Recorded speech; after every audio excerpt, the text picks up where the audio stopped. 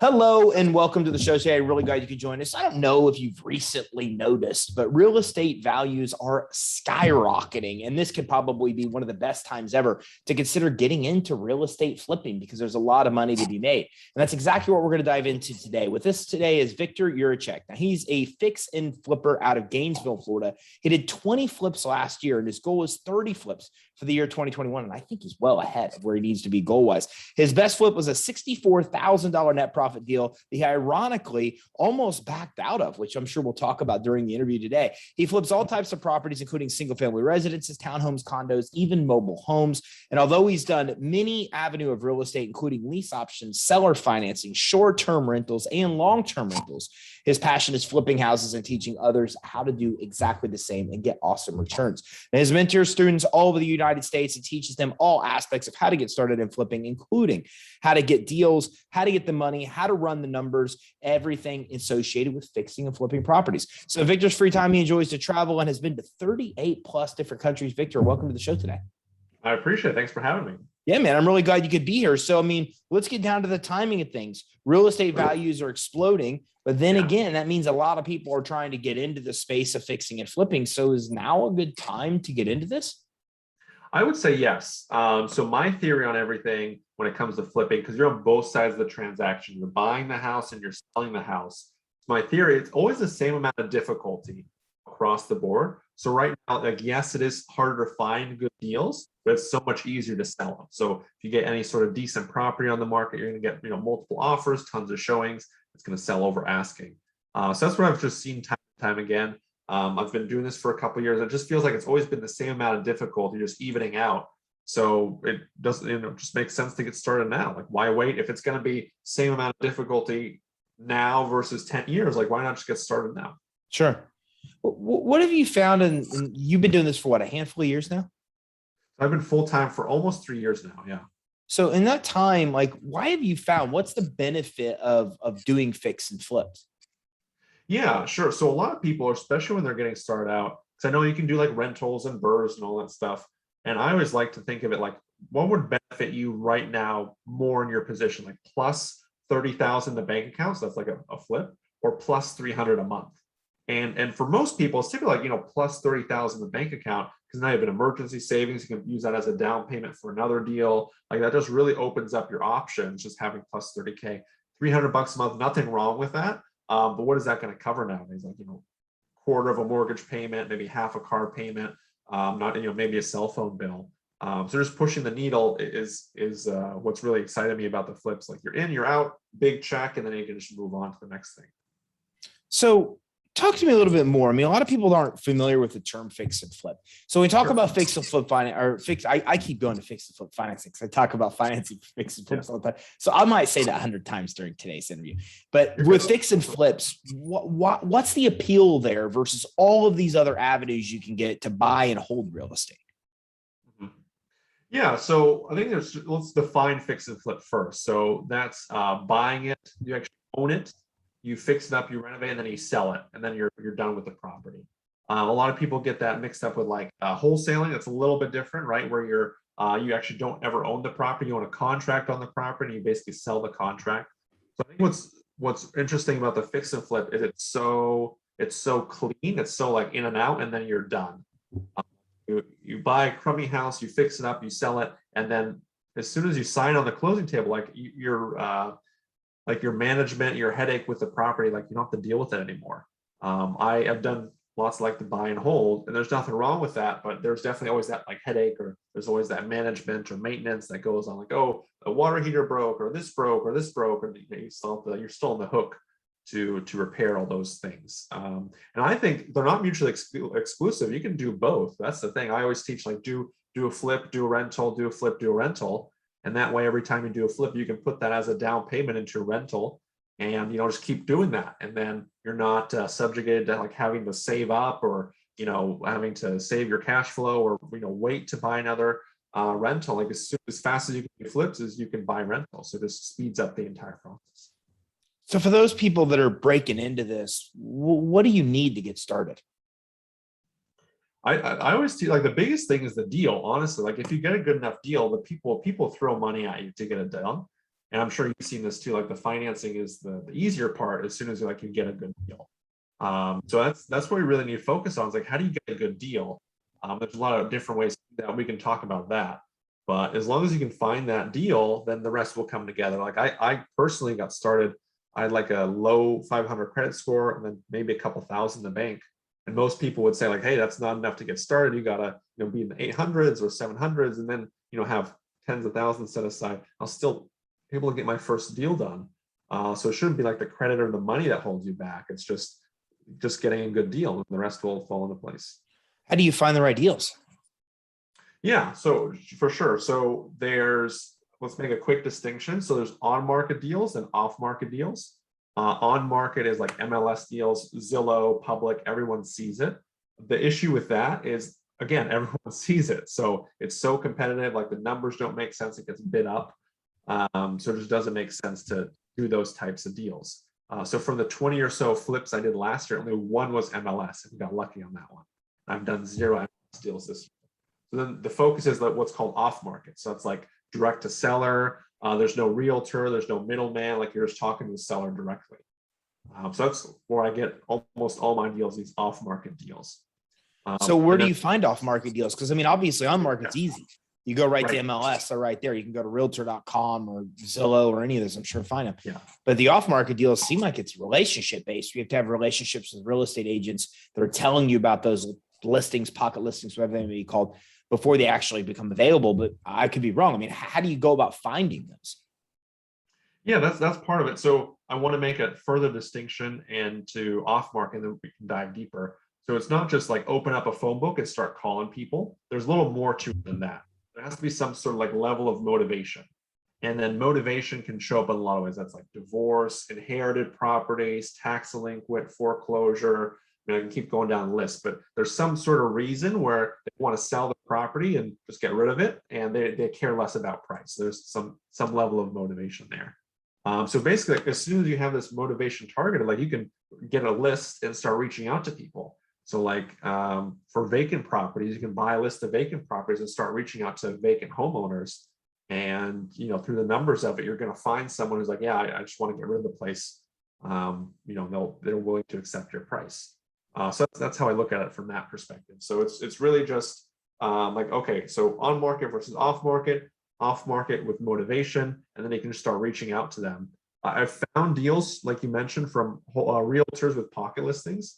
That's pretty rare, honestly. So just literally contacting the homeowner and talking to them is the best way I've seen.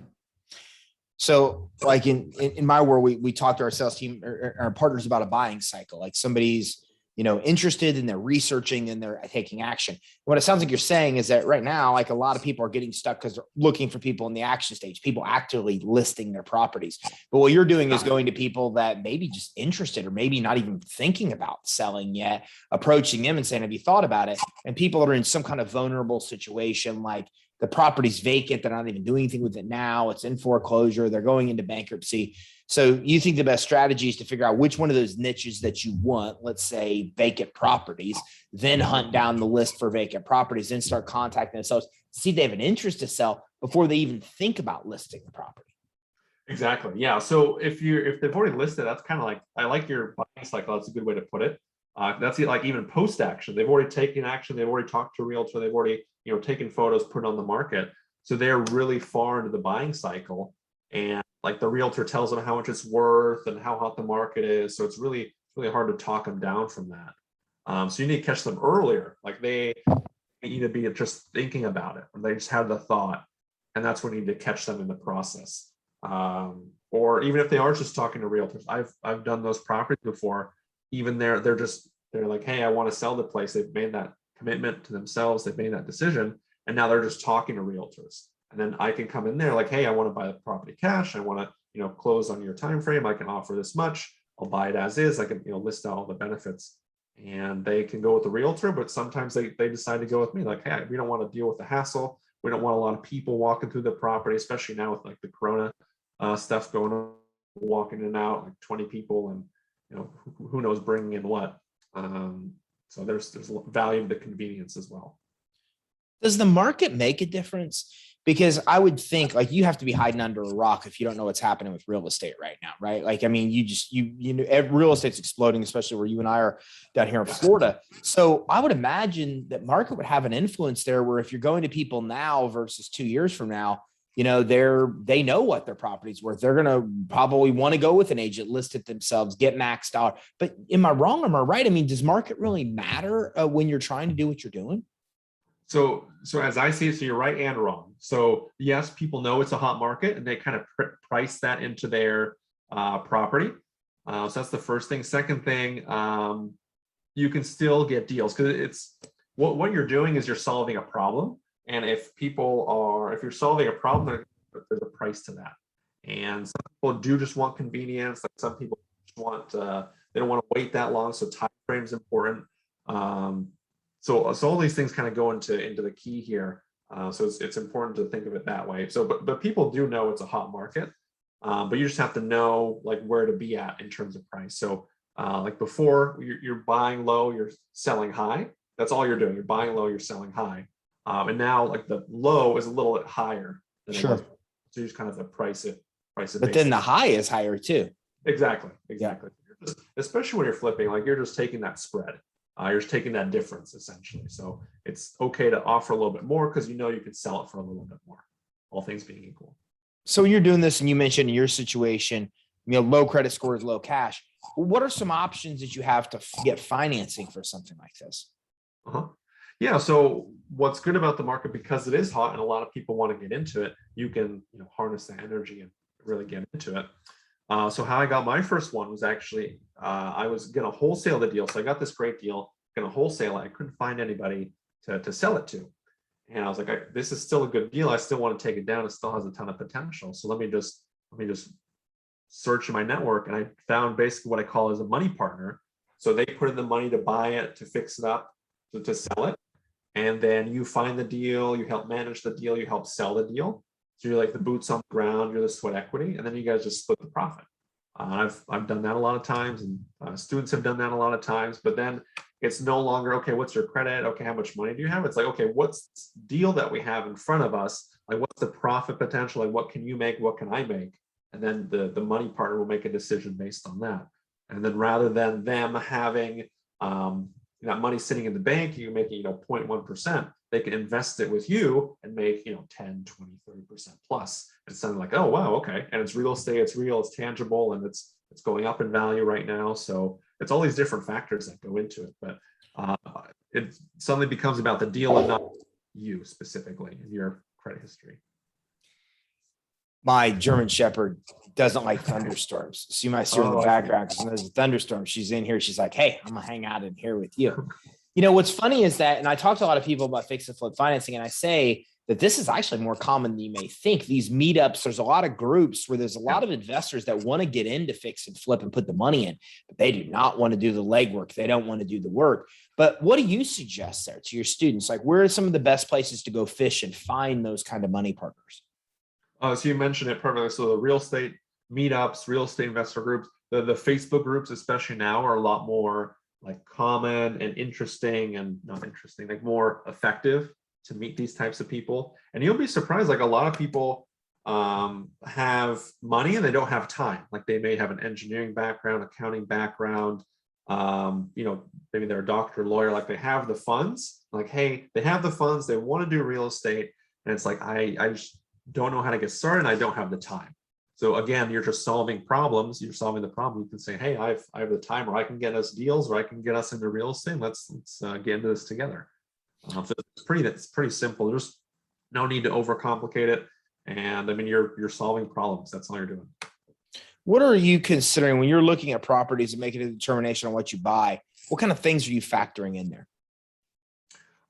So for me, it really comes down to two numbers, and that's the entire analysis. It's ARV, like what can I sell the place for after repair value? It's like, what's the retail price once I fix this place up to tip top shape? What can I sell it for? And then it's the repairs, like what do I need to put into it to get it to that level? And that's literally it. When it comes to fix and flipping, there's a million variables to look at, like school district, bedrooms, what's the acreage, how big is the house? What type of house is it? What's the style of the house? And like all that's important, but all of that gets baked into those two numbers. So you don't over analyze it, don't get into analysis paralysis. You know those two numbers, and then you know if it's a yes or no super quick, which makes life a lot easier. What are some of the biggest challenges you face doing this? Um, it's it's typically like it's like finding deals, finding money. So that's the typical two things. And again, if you get good enough deals, like the money takes care of itself. So it really comes down to the deals. And especially because the market is so hot, so sellers want more. And then other things, a lot of people want to get into this. So it's pretty, so it really comes down to just like deals. That's probably the toughest thing. Because especially like if you get a good enough deal, you can mess everything up. You can mess up the innovation, you can sell it for less than you want it, and you can still make a profit as long as you buy right. You make money when you buy. So really it's the deals, so you really got to nail that down. Like, how do I get good deals and consistently? It's not just one deal this year, I'm good. It's like, deal after deal after deal. This is just key. So what are the risks associated with this? Because one of the things I would worry about is I don't know. And I told you before we started, a friend of mine today that was just talking about getting into fix and flip. And the biggest concern always comes into my mind is, man, you don't have any idea on how much it's going to cost to fix that thing up. Like when you're getting started, like I say the stuff on TV, a lot of people do, and they uncover mold, they uncover all kinds of plumbing issues that are major expenses. Like when you're just getting started, you don't have any idea of even how to project what that thing could be worth when you fix it up. So like, how do you get past that? I mean, what are the risks associated with fix and flip? And then kind of how do you mitigate those risks? Yeah. So when it comes to fix and flip, I think a lot of people have this kind of HGTV style thinking when it comes to this sort of stuff. Like they make it a TV show. It's a TV show. It's entertainment on purpose, where they get into a house and like, oh, we didn't realize this would happen, or we didn't realize there was this, or like with your example, like, oh, I didn't know there's going to be mold or any sort of issue like that. Typically, like this is what I recommend for folks as well. Like before you buy a property, I'd highly recommend getting an inspection done by like a third party, like a licensed inspector, because then you won't have these surprises. So for us, it's pretty rare for there to be like massive surprises like that. So you have an inspector check off all these things. An inspector isn't going to miss something as big as mold. So it's pretty rare for us to run into like a huge surprise, like, oh, I didn't know we needed a new roof. Like typically we know getting into it. So then, you're in that contract period, you can do your inspection, you can figure out like, hey, should I do this deal or should I not do this deal? Should I renegotiate it? And then there's less surprise, which makes life a lot easier. So that's why I'd highly recommend to mitigate everything. The other thing is I'd start like hanging out and networking with like other real estate investors, because then they can help you with those repairs. Like if I say, hey, I need a new roof on 1,000 square foot house, like a good real estate investor should know like roughly what that costs. So it's those types of things, like you start to know your numbers. The final thing here, I like to think of, and people don't really like to think of it this way. I like to think of fix and flipping like a skill set. So when you're getting into being like a doctor, you're getting into being a lawyer, at first you're going to suck and you're going to get slowly better over time. I see it the same with fix and flipping, where like it is a skill set. You're going to get better at it over time, and you're going to get more refined in your numbers, more refined in your approach. You know how to find properties and all that thing, know how to run your numbers. So think of it, in that sense. A lot of people think like, oh, I'm going to quit my job, get started flipping, and I'm going to make, 6 figures in my first 90 days. And that's possible, but just realize like it's kind of like a skill set. Like you wouldn't expect to like, hey, I'm going to quit my job, become a lawyer and start making 6 figures. Like you got to go to school, you got to learn, you got to like get into a law firm and kind of intern and kind of build your way up from there. So just realize it is a skill set. So you just got to get started. That's the thing. Just get started, and you're going to learn every time, and hopefully make money along the way. Yeah, it's the same as starting a business. I mean, this is why Yes. I think imposter syndrome exists. You don't have any of the skills, then you acquire them along the way and get more secure in what you're doing. What about, trends? Like, what are you seeing here? And what do you think is going to happen with the housing market? Because obviously that's of great interest to you. A lot of people are talking about a bubble. Then I talked to a lot of the people that are in this industry. They don't think that that's anywhere close to happening, and we think values are going to continue to go up. So what kind of trends you see in fix and flip? And what do you think in general about the housing market right now? Yeah, so in general, it's definitely a hot market. There's no getting around that. Interest rates being really, really low, especially on mortgages, and then the supply being really low as well. So it's always that supply and demand crossing there. It's really low supply and really high demand, so prices are going up. I see the market is cooling down. So I think the hottest point was maybe like May, June, where you can see like the inventory bottoming out. You can see like interest rates pretty steady and kind of sticking to where they're at. It is cooling off slowly, like slowly, step by step, it is cooling off. Not by much. So for Florida, since we're both in Florida, before Corona started, there were 137,000 houses actively listed for sale in all of Florida, 137,000. And at the very peak, or at the very bottom, any idea what it was? Any guess? No. Okay. It was 50,000. 50. I was going to say 97, so it wouldn't have even been close. Oh, no, you're good. So from 137 to 50, so like drop by half or less than that, like a drop by a third. And now it's cooling down. So yeah, it's cooling down, which is great. But I think now it's like 55,000 or 60,000. So it's still definitely like a hot market, but it is, still showing trends of cooling. I think it's just going to be a slow cooling process, just because like if we continue at this rate in terms of like inventory, growth and that sort of thing, it's going to take about 12 to 14 months to get back to normal like Corona levels. And the other thing that a lot of people don't talk about, like the market was pretty hot, inventory was pretty low, even in like 2018, 2019. So even pre-Corona, people were complaining like, hey, there's not a lot of houses for sale. Good houses go quick. So there's like all these different factors that go into it. But that's kind of what I'm seeing. Like, yes, it's a hot market. It is cooling down. It's going to take a while to cool down. I don't see any sort of massive market crash just because we have so much government intervention. We're just going to be kind of a slow cool down back to normal is what I'm seeing. Speaking of that in the market, how do you best negotiate these deals? I mean, when sellers know that it's a seller's market, like what are some of the strategies you're finding to go in there and get the best deal? Mm-hmm. I think the biggest thing a lot of beginners make the mistake on is like knowing it is a numbers game. So for me, it's on average 1 out of 15 offers becomes a deal. So just realize like 14 out of 15 sellers might give you that pushback, like, hey, it's a hot market, like, hey, I can get more. But on that 1 out of 15 that hits, it's going to hit. I think that's the first thing where a lot of beginners, they make like 3 offers on houses. They make an offer, an offer, an offer. And then they're like, whoa, none of them got accepted. Maybe I'm doing something wrong. It's like, no, you got to do more of those to get a deal. So that's probably the first thing I'd recommend. Other thing I'd recommend is it's the delta. It's, you're buying low, you're selling high. So as long as you know your numbers, then that's the biggest thing. The third thing, I'm really key on follow-up. Fortune is in the follow-up. I've seen that as well. So for me to get a deal, on average, it takes like 10 times to follow up, like 10 touches. And that's like a text, that's a phone call, that's a voicemail, that's an email. Maybe I saw them in person. So it takes 10 touches. So it's pretty rare. Like the first time I talked to someone, like, oh, great, I'm into that price. Let's do that low price that you gave me. It just takes some time for them to like really adjust and realize that nobody else is giving them the price they want. So they have to come down on that. And, is that how you're reaching them? Is email, phone, text? You do direct mail as well?